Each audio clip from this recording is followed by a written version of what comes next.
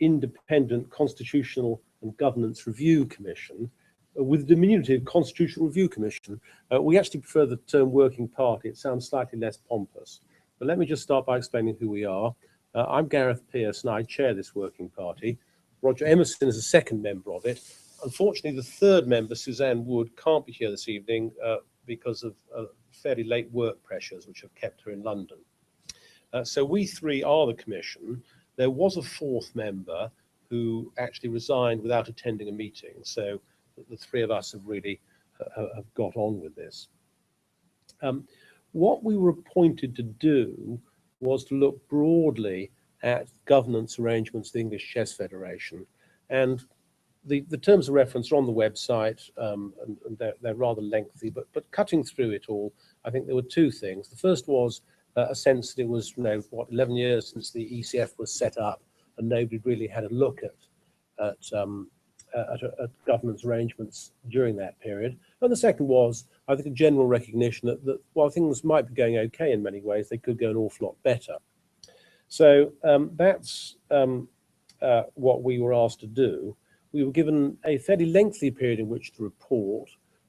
The working party's in place till the autumn of next year, but we did tell the board who appointed us, and indeed council up front, that we hoped to actually get the guts, at least, of our recommendations out in time for them to be talked about, at least, if not acted on, at the council meeting in October 2015.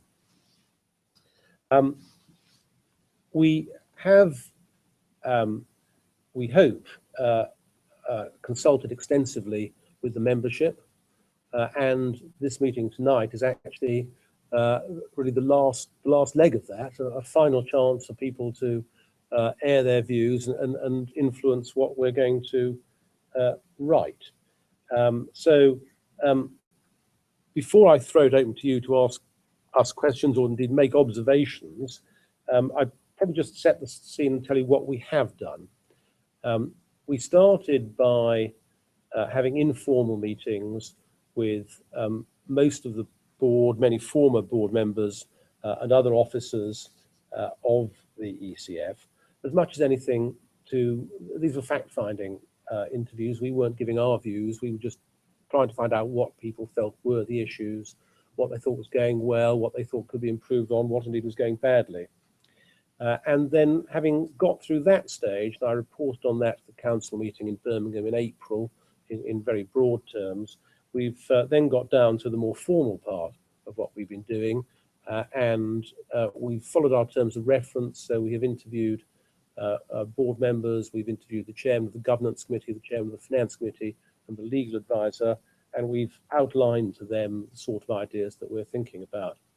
And alongside that, Phil and his colleagues very kindly organised an email to all the individual members of the ECF where they had email addresses inviting submissions, and we have had actually 56 responses. Most of them are pretty irrelevant, I have to say, in that they're very often saying, please don't lump me with this spam again, except putting it rather more strongly than that. But there've probably been 15 to 20 serious responses, of which half a dozen have been very well thought through, and obviously the people have taken a great deal of time over it. What's clear is on a number of issues, there is certainly no unanimity about the way forward, but that's perhaps for a later time. What we've been working on the last few weeks is a draft report, which is still in draft, so there's time to influence it, and we would very much welcome any comments or questions you have. Just before I start, I don't know if any of you have seen the voluntary code of good governance for the sport and recreation sector. This is what the board of the ECF signed up to last autumn, and for us it's a key document because it spells out what chess, just like all other sports and recreation, should be doing. So the board have adopted this. It's a working document. The SRA updated fairly regularly, so we've had to be careful when we've been quoting it to make sure they haven't updated in the last couple of weeks since we last looked. But that I recommend to you. And if you want to look at our terms of reference, as I say, all the All the documents are referenced on the ECF website, I think it's fair to say. And anybody who wants to do the legwork and actually look at the constitutional arrangements will find all the constitutional documents are there available on the ECF website. Does that require any corrective, Phil, or is that exactly right? That's exactly right. Good. Okay. Roger, do you want to add anything, or should we just throw it open? Would it be worth just saying what governance encompasses and what it doesn't? Please. Well, I'll try. Governance is not so much about what gets done, but about how it's done. So we have had various comments saying the ECF should be doing this, the ECF should be doing that, some differences in strategy. That may be perfectly valid points, but they're totally outside our remit.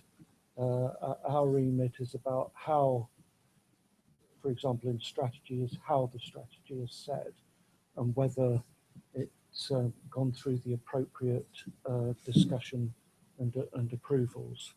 So with that in mind, a number of the representations we have had, while interesting, have been outside our remit. For example, we are not here to tell the ECF that you should have 3 points for a win, 1 point for a draw, even though that might be a great idea. So with that in mind, it's about how things are done. Over to you to ask questions or tell us what you think. Please. Okay, I'm Mike Gunn, and for 3 years I was the ECF chairman, and for one of those years I also covered the duties of the chief executive when there was no chief executive elected. And I was going to give you some written comments, and I apologise for not doing that. It seems to me that one of the problems that the board has is that in general in chess there is almost a culture of argument that goes on continually between various people.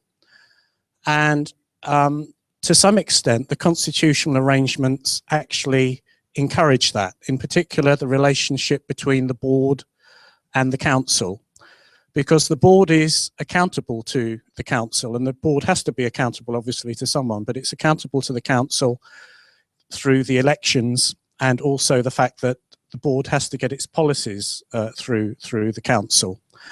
And I think there's certainly a defect in the way council operates, because it operates under company law. And what's happened is what is allowed under company law, which is that a certain number of individuals have managed to accumulate a number of proxy votes that they have at the meeting. And whilst people who exercise proxy votes very often take account of the people who've given them those proxy votes in how they vote, there is also a lot of scope there for those individuals to be very influential people on council in terms of elections and also in terms of the motions that are passed. I'm not sure that anything can be done about that because it's in company law. One of the ideas that has been around for some time, which I think now we have a proper membership of the ECF, is that there could be a direct election of the board. And I think that there are certain dangers with that type of idea. The first one is that in any sort of voluntary organisation, you tend not to get a very large turnout in an election. But if we were able to get something like a 10% turnout in an election for the board, I would regard that as a success, and it would give members a direct vote that they, in exchange for the membership fees they paid, and it would also change the relationship between council or some other body that you have and the board.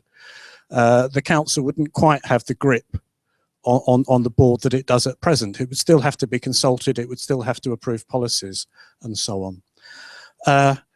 Moving on, in the way the board, yes. If I understand rightly, you're proposing that election of directors should be on the basis of one member, one Yes, yes, yeah, yeah. Also moving on to the way the board operates. Currently the board publishes its minutes, and that obviously it's an exercise in accountability, but it is completely absurd, I think, that a body acting as a board of a company should publish its minutes in full. It leads to a lot of antagonism when the minutes don't appear, and also when various decisions are taken. Really what a board of directors should do is announce the decisions they've made, and they don't need to publish detailed minutes.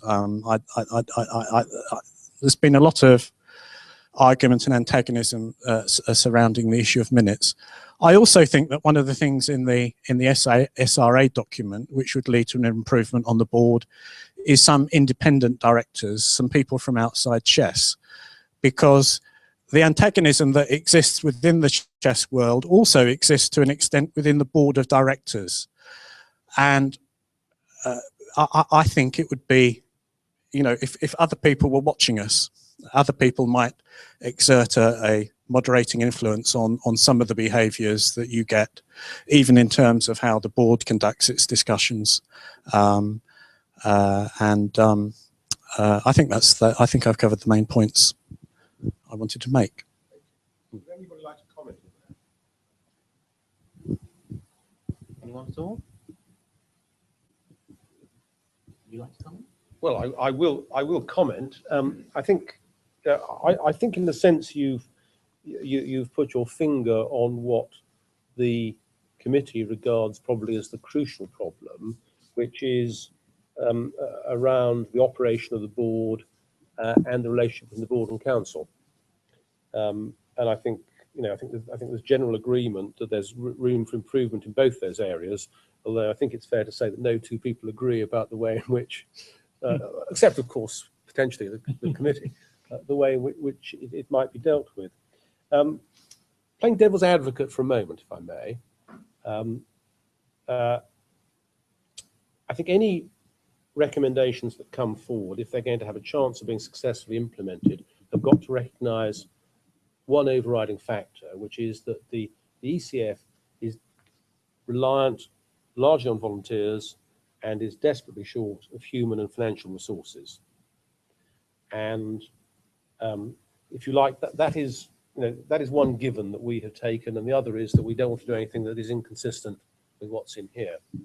And if I can just, as I say, play devil's advocate, surely one of the problems about direct elections to the board, even if you can get over the participation issue, is it's going to be very costly. Is there a way around that? And if not, is that where the ECF should be spending its money when there are lots of other priorities?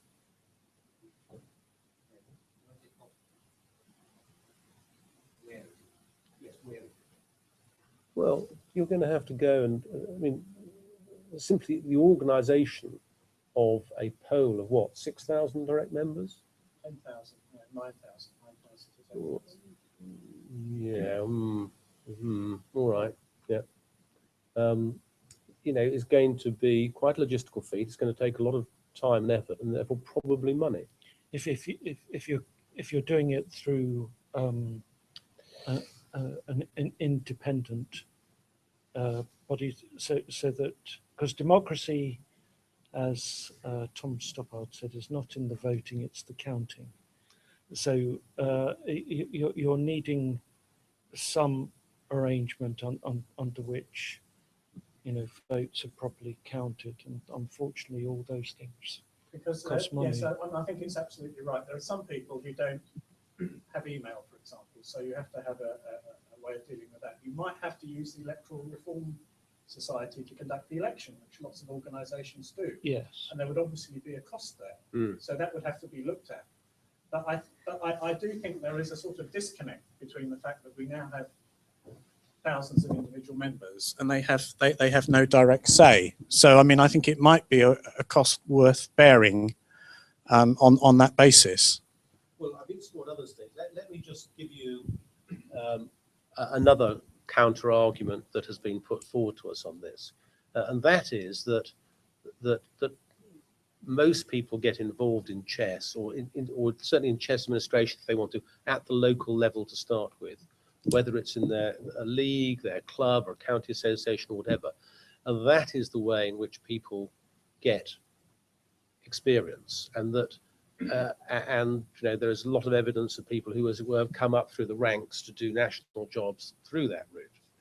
And the view's been expressed to us, I think, quite elegantly, and I won't put it very elegantly, that actually, if there is a democratic deficit, it's not on the elections to the board, it's on what happens at the grassroots level. It's what is actually going on in clubs and leagues,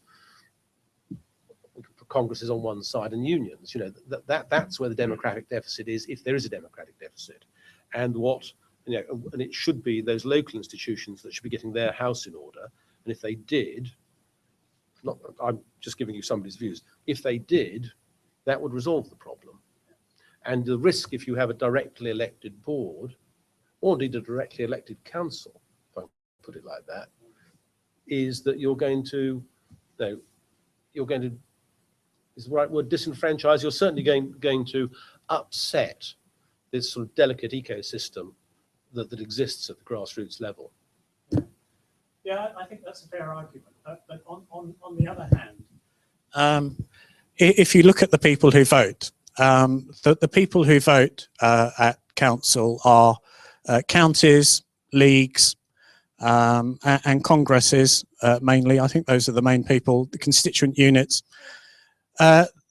So people who run congresses get a say, which in a sense is right, but they're not really held accountable in any way to the people who attend their congresses.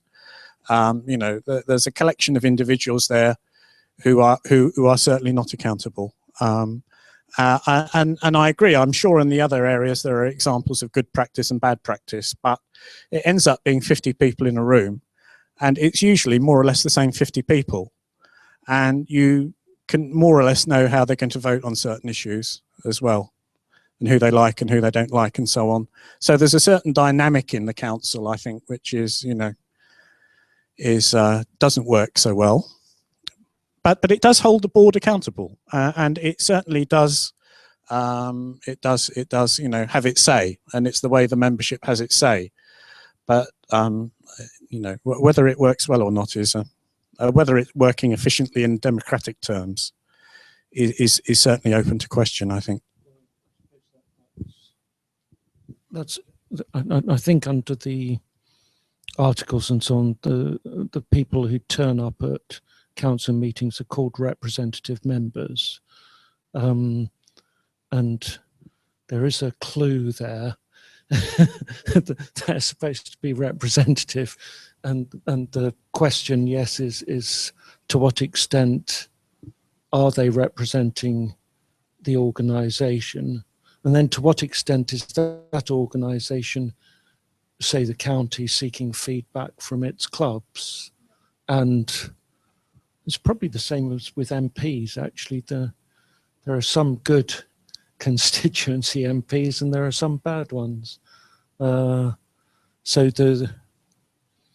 it's a question of whether you can make the existing system work with some tweaks, or whether you throw it out altogether. And I think we've had people on both sides of that, but the unfortunate thing is people who want to throw it out, none of them can quite agree on what they should replace it with. I think I have seen sort of council board structure in different organisations, and it is at best a messy compromise. And the additional points, the ones that you've made about the way in which it's a messy compromise, is that it is very difficult if you've got 50 or 80 people, whatever it might happen to be, to actually get them to take quick and sensible decisions, because lots of people want to have their voice heard, or they're offside for one reason or another. It's endemic in that kind of structure, but it may, with tweaks. I mean, but with tweaks, it may be the least bad, or it may be a not particularly bad way of doing it when there are lots of other issues that need to be dealt with.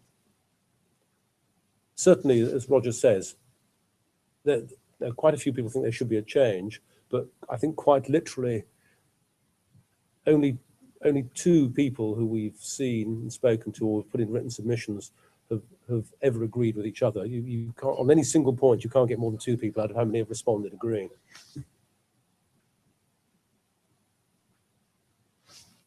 Please.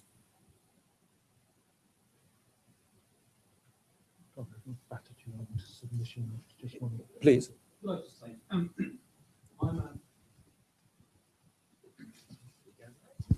I'm Gary Wilson. I'm speaking as a club member at Hastings, an active club member as well.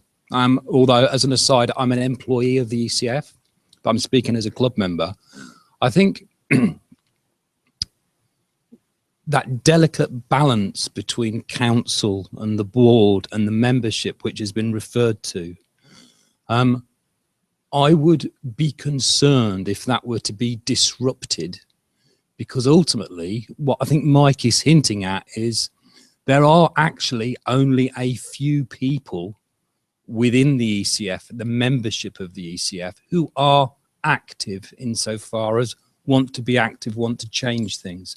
Most chess people just want to play chess, and they don't wish to be too active for whatever reason. That's the vast majority of our members.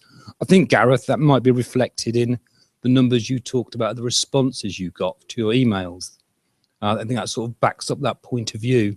Well, another example would be that, of course, there are direct members representatives on council, as we know, and certainly there was a degree of consultation about changes in membership fees this year, conducted by those direct members representatives. They got very, very, very little feedback from direct members. But the follow-up from that would be my concern about disrupting that balance would be you would be really just passing on the problem, which I think I tend to agree with Mike, really sits at council, just passing that problem on. If you were to go to directly elected board through some kind of election, you're just passing that problem on, because the vast majority of members, I don't really mind who's on the board, I just want to play chess. And I don't think you would necessarily solve the problem. You just add an extra layer of difficulty when actually the problem is really we have only got a handful of people who are truly active. In my view, and I can only speak from where I live and the organisations that I'm part of, I'm actually really pleased with my main council representative. She is active. I won't name her, but she is very active. She does give lots of feedback. She does seek opinions, and lots of them. And as far as I'm aware, she carries a number of proxy votes and follows those proxies to the letter. Whether I can speak for absolutely everybody in that, I'm not so sure.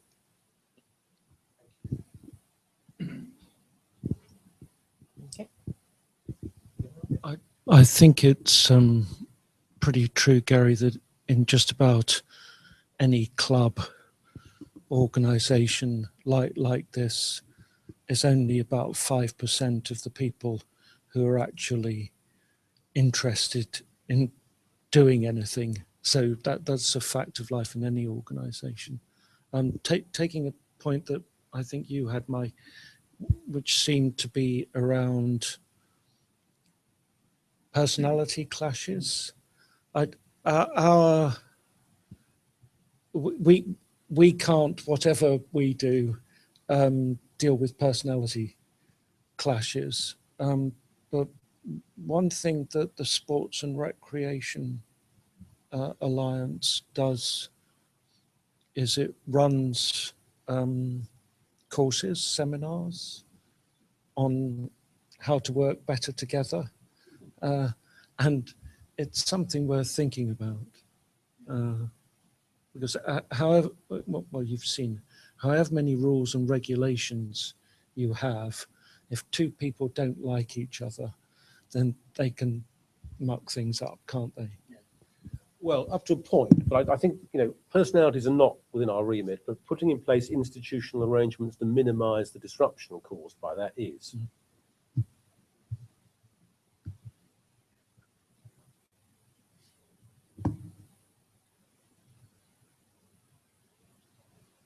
Any other questions, ladies and gentlemen?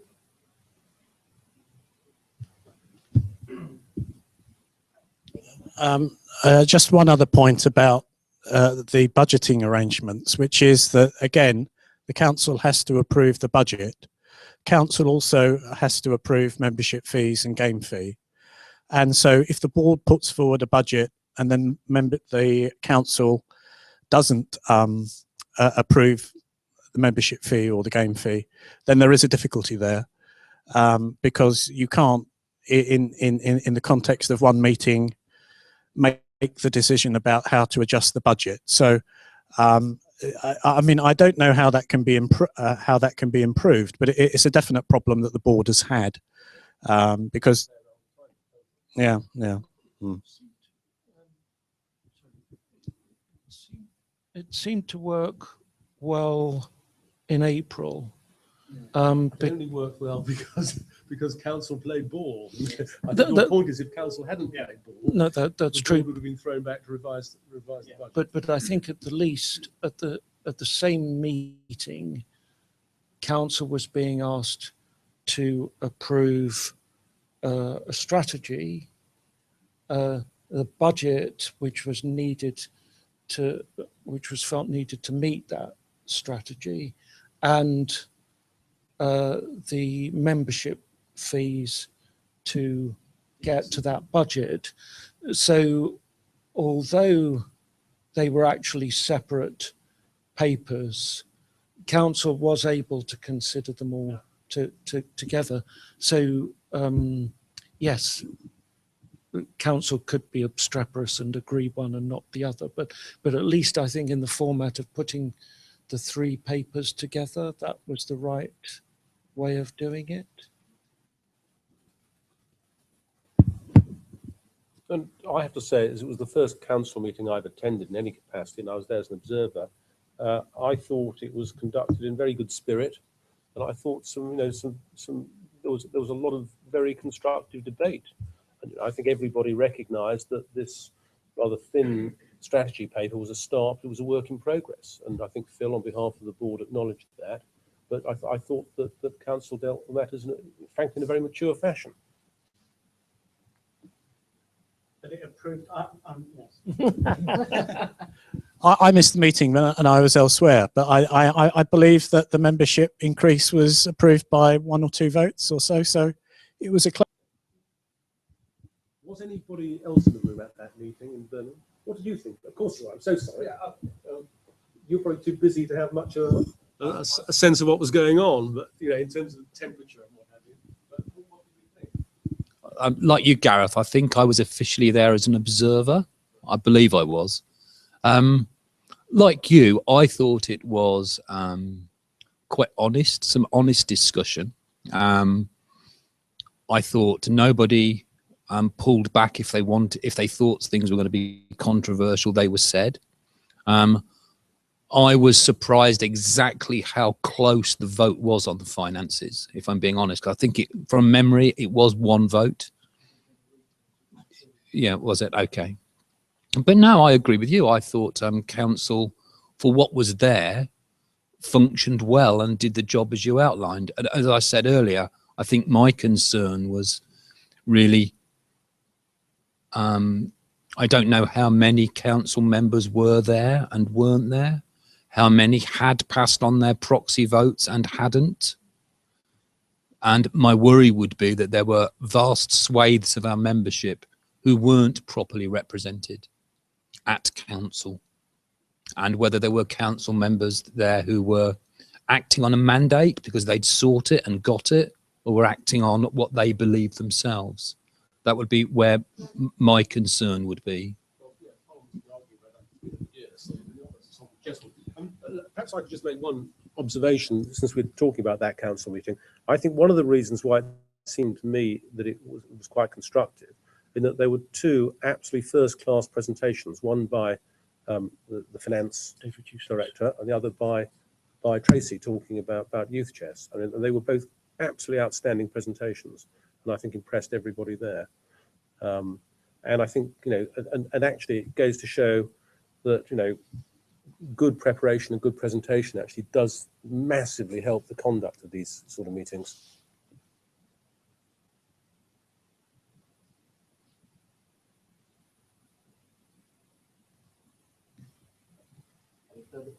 Any more questions, ladies and gentlemen? You're giving us a very easy ride.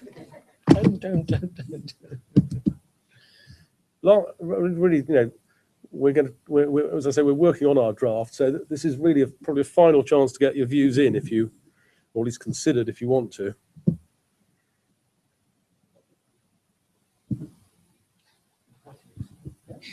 Hello, Phil Eyre, Chief Executive. To what extent do you believe that the constitutional arrangements should connect the Federation with the conduct of chess itself in the community, as distinct from ECF organized events? Well, you're asking us to give our views, and I'm not going to do that. But what I will do, if I can find the reference, is just quote to you from the voluntary code, which has quite a lot to say about this. First principle, integrity, acting as guardians of the sport, recreation, activity or area. The board must look to uphold the highest standards of integrity, not only in what it does, but in the wider environment of its sport, recreation, activity or area. I think that's your answer. I think, you know, I think it, you know, to be involved constructively in the sport more widely, let's call it a sport, I think it's a sport, you know, I think is absolutely vital. And if we go to the vision in your strategy statement, which got approved by council, ECF will lead the development, organisation and running of chess in England. We will encourage and work cooperatively with all chess-related activity in England. So you put that down there yourselves. So, yes, thank you. I didn't really mean to solicit your opinion. I'm just delighted that you were just to get this on the tape here, on the recording of this meeting, that that is a key point in the voluntary code of good governance. It's a pillar of what sports national governing bodies should do, and it's my personal opinion that that's absolutely the right thing for chess to conform to the standards that are best practice and accepted within the sport and recreation community. So thanks for reading that. I'll just remind you, I mean, this is a living document. I don't know if they've had 3 versions of this in the 4 years or so since it's been in existence, but it is developing as you know, both governance and societal arrangements develop in the sports and recreation world. I mean, you know, there is frankly quite a lot of verbiage in here, but it's actually their heart's in the right place, and they make a lot of very, very good points. I think it's, you know, we could all write it differently, but I think it's a very, very good working document.